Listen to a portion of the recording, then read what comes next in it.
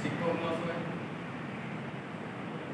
এবং আমাদের প্রেমের ছাত্রছাত্রীবৃন্দ, আজকে আমরা এসেছি থ্যালাসেমিয়া ওয়েলফেয়ার সোসাইটি থেকে।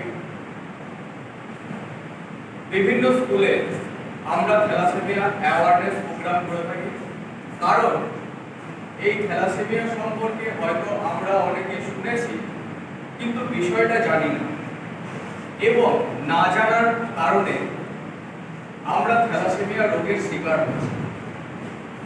তো থ্যালাসেমিয়া হচ্ছে একটি রক্তের একটি বংশগত রোগ, জেনেটিক্যাল ডিসঅর্ডার। এটাকে বলা হয় জেনেটিক্যাল ব্লাড ডিসঅর্ডার। অর্থাৎ আমরা পড়েছি জীবন বিজ্ঞানে যে জিন বা ক্রোমোজোম সবসময় জোড়ায় জোড়ায় থাকে, বাবার থেকে একটা আসে, মায়ের থেকে একটা আসে। যদি কখনো কোনো একটা ডিফেক্টিভ জিন বাবার থেকে এবং মায়ের থেকে যদি কোনো আসার সময় যদি কোনো ডিফেক্ট হয় ওর মধ্যে, তখন কোনো বংশগত কোনো একটা রোগের সৃষ্টি হয়। সেরকমই থ্যালাসেমিয়া হচ্ছে এরকম ভাবেই সৃষ্টিটা হয় যে কোনো কারণে মিউটেশনের ফলে প্রধানত হয়। মিউটেশন কন্টিনিউয়াসলি আমাদের শরীরে হতে থাকে বা বংশ পরম্পরায় হতে থাকে। তো যখনই এরকম জিনের কোনো একটা বিচ্যুতি ঘটে, তখন এই থ্যালাসেমিয়া বা কোনো জেনেটিক্যাল ডিসঅর্ডারের সৃষ্টি হয়। এখন থ্যালাসেমিয়া হলে কি হয় যে শরীরে আরবিসি অর্থাৎ লোহিত রক্তকণিকা শরীর থেকে কমে যায়, এবং এর ফলে হিমোগ্লোবিন কমে যায়। হিমোগ্লোবিন কমে যাওয়ার ফলে শরীরে অক্সিজেনের অভাব ঘটে। এরকম রক্তের আরেকটি রোগ আছে যেটিতেও হিমোগ্লোবিন কমে যায়।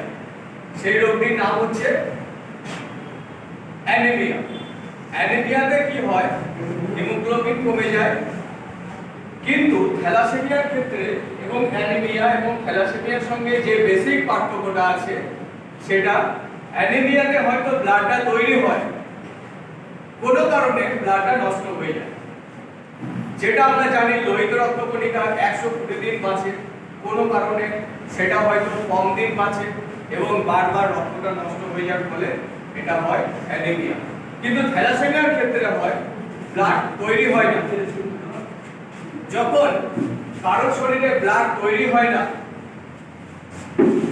তখন সেটা হচ্ছে থ্যালাসেমিয়া। আমাদের শরীরে ব্লাড তৈরি করে অস্থিমজ্জা, স্টেম সেল, অর্থাৎ হাড়ের ভেতরে একটা নরম পদার্থ থাকে যেটাকে বলা হয় অস্থিমজ্জা। এই অস্থিমজ্জা থেকে ব্লাড তৈরি হয়। কিন্তু থ্যালাসেমিয়া পেশেন্টদের ক্ষেত্রে কি হয়, এই অস্থিমজ্জাটা কোনো কারণে ব্লাড তৈরি করতে পারে না, স্টেম সেল ব্লাড তৈরি করতে পারে না। সেই জন্য রক্তের বাইরে থেকে বারবার প্রত্যেক মাসে বা কারোর 2 মাস অন্তর তাকে বারবার বাইরে থেকে ব্লাড ট্রান্সফিউশন করতে হয়, যেটা আমাদের থ্যালাসেমিয়া হসপিটালে সপ্তাহে 3 দিন করে ব্লাড ট্রান্সফিউশন হয়। এখন বিষয় হচ্ছে থ্যালাসেমিয়া রোগের কোনো সঠিক চিকিৎসা এখনো পর্যন্ত তৈরি হয়নি।